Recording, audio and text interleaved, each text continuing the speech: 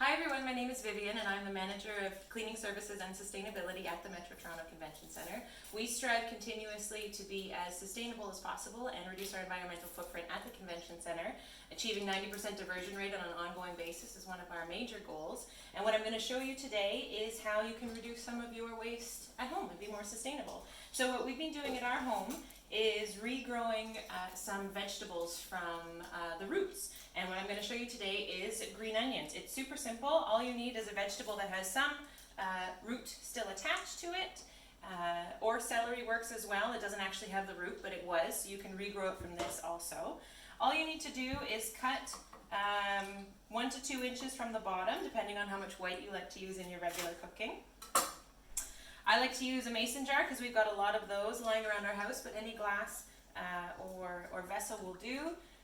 Top up some water, don't submerge the tops, and voila! Leave it on your windowsill for a week or so and it'll start to regrow, and then you can use the tops again. Like I said, celery works. This is a celery that I started last week, and as you can see it's regrowing. And anything that's connected at the bottom, a head of lettuce, these are collard greens that I'm regrowing, kale, anything you have, you can give it a shot and they'll start regrowing, and then you can eat them again.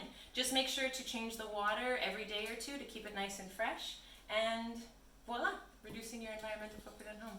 Thank you.